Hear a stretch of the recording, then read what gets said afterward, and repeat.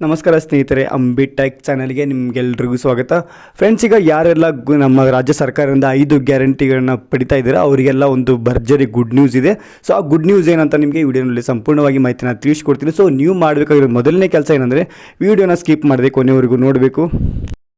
So friends, ನೀವು ವಿಡಿಯೋನ skip ಮಾಡಿ ನೋಡಿದರೆ ನಿಮಗೆ ವಿಡಿಯೋ ಕನ್ಫ್ಯೂಸ್ ಆಗ್ಬೋದು.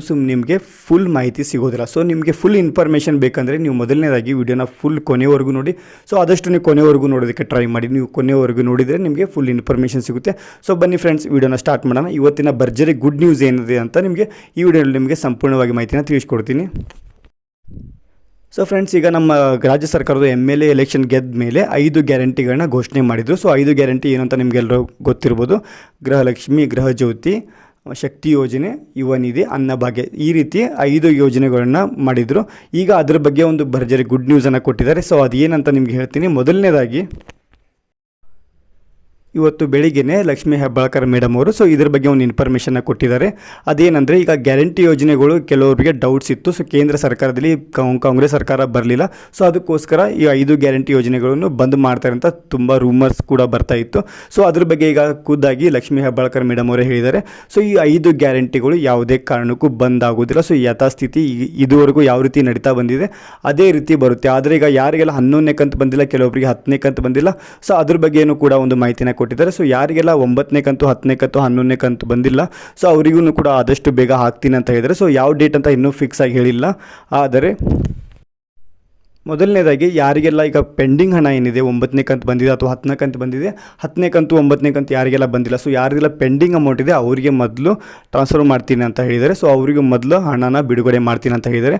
ಆಮೇಲೆ 11ನೇ ಕಂತು ಏನಿದೆ ಅದನ್ನು ಇನ್ನೊಂದು ಸಲ ಯಾರೆಲ್ಲ ಅಪ್ಲಿಕೇಶನ್ ಹಾಕಿದ್ದೀರಾ, ಸೊ ಆ ಅಪ್ಲಿಕೇಶನ್ಸ್ ಎಲ್ಲ ಇನ್ನೊಂದು ಸಲ ರೀವೆರಿಫಿಕೇಷನ್ ಮಾಡಿ ಅದನ್ನು ಕೂಡ ಆದಷ್ಟು ಬೇಗ ಹಾಕ್ತೀನಿ ಅಂತ ಹೇಳಿದ್ದಾರೆ.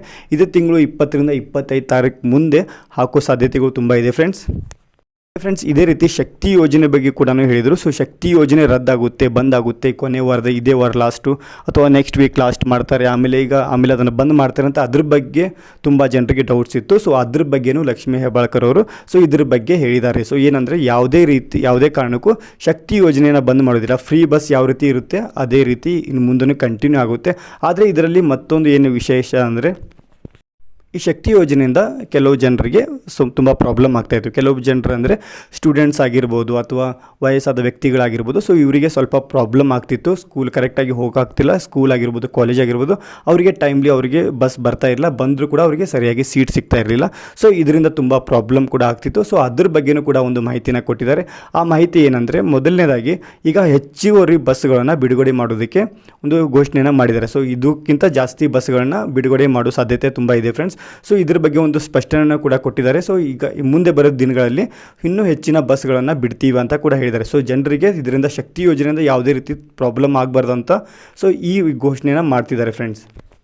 ಜೊತೆಗೆ ಅನ್ನಭಾಗ್ಯ ಯೋಜನೆ ಅಮೌಂಟ್ ಏನು ಬರಬೇಕಾಗಿತ್ತು, ಸೊ 1 kgಗೆ ಕೆಲವೊಬ್ಬರಿಗೆ ಹೆಚ್ಚುವರಿ 5 kg ಅಮೌಂಟ್ ಏನಿದೆ ಅದು ಬರಬೇಕಾಗಿತ್ತು. ಸೊ ಅದು ಕೂಡ ಬರ್ತಾ ಇಲ್ಲ. ಕೆಲವೊಬ್ಬರಿಗೆ 2-3 ಕಂತು ಮಾತ್ರ ಬಂದಿದೆ, ಆಮೇಲೆ ಬಂದಿಲ್ಲ. ಸೊ ಅದನ್ನು ಕೂಡ ಆದಷ್ಟು ಬೇಗ ಸ್ಟಾರ್ಟ್ ಮಾಡ್ತೀನಿ ಅಂತ ಹೇಳಿದ್ದಾರೆ. ಇದೇ ತಿಂಗಳು 20ರಿಂದ 25 ತಾರೀಕು ಮುಂದೆ ಸೊ ಎಲ್ಲನೂ ಸ್ಟಾರ್ಟ್ ಮಾಡ್ತೀನಿ ಅಂತ ಕೂಡ ಇದ್ರ ಬಗ್ಗೆ ಒಂದು ಸೂಚನೆಯನ್ನು ಕೊಟ್ಟಿದ್ದಾರೆ. ಆದರೆ ಫಿಕ್ಸ್ ಆಗಿ ಯಾವುದೂ ಡೇಟ್ ಕೂಡ ಹೇಳಿಲ್ಲ.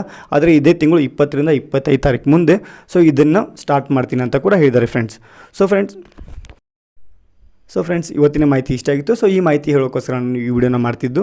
ಮತ್ತು ನಿಮಗೆ ಏನಾದರೂ ಬೇರೆ ವಿಡಿಯೋ ಬೇಕಾಗಿದ್ದರೆ, ಯಾವುದೇ ಯೂಟ್ಯೂಬ್ ರಿಲೇಟೆಡ್ ವಿಡಿಯೋ ಬೇಕಾಗಿರ್ಬೋದು ಅಥವಾ ಯಾವುದೇ ಮಾಹಿತಿಗಳು ನಿಮಗೆ ಏನಾದರೂ ಬೇಕಾಗಿದ್ದರೆ ನೀವು ಕಮೆಂಟ್ ಸೆಕ್ಷನ್ ನಿಮಗೋಸ್ಕರ ಇರೋದು. ಸೊ ನೀವು ಕಮೆಂಟ್ ಮಾಡಿ ನಮಗೆ ತಿಳಿಸಿದರೆ ಸೊ ನೆಕ್ಸ್ಟ್ ವಿಡಿಯೋ ನಾನು ಅದೇ ರಿಲೇಟೆಡ್ ಮಾಡ್ತೀನಿ. ಸೊ ನಿಮ್ಗೆ ಏನಾದರೂ ಡೌಟ್ಸ್ ಇದ್ದರೆ ನೀವು ಕಮೆಂಟ್ ಮುಖಾಂತರ ನಮಗೆ ತಿಳಿಸ್ಬೋದು. ಸೊ ಯಾರಾದರೂ ಯೂಟ್ಯೂಬರ್ ಆಗಬೇಕು ಅಂತ ಇದ್ದರೆ, ಯೂಟ್ಯೂಬ್ ಬಗ್ಗೆ ರಿಲೇಟೆಡ್ ಏನೂ ಕ್ವಶನ್ಸ್ ಇದ್ದರೂ ಕೂಡ ನನಗೆ ನೀವು ಕಮೆಂಟ್ ಮಾಡಿ ತಿಳಿಸ್ಬೋದು. ಸೊ ಯೂಟ್ಯೂಬ್ ಚಾನಲ್ ಕ್ರಿಯೇಟ್ ಮಾಡಿರ್ಬೋದು ಆಗಿರ್ಬೋದು, ಅಥವಾ ಕಂಟೆಂಟ್ ಕ್ರಿಯೇಟ್ ಯಾವ ರೀತಿ ಮಾಡ್ಬೋದು, ಅಥವಾ ಕಾಪಿ ಪೇಸ್ಟ್ ಕ್ರಿಯೇಟ್ ವರ್ಕ್ ಇರ್ಬೋದು, ಅಥವಾ ಕ್ರಿಯೇಟಿವ್ ಕಾಮನ್ ವರ್ಕ್ ಇರ್ಬೋದು.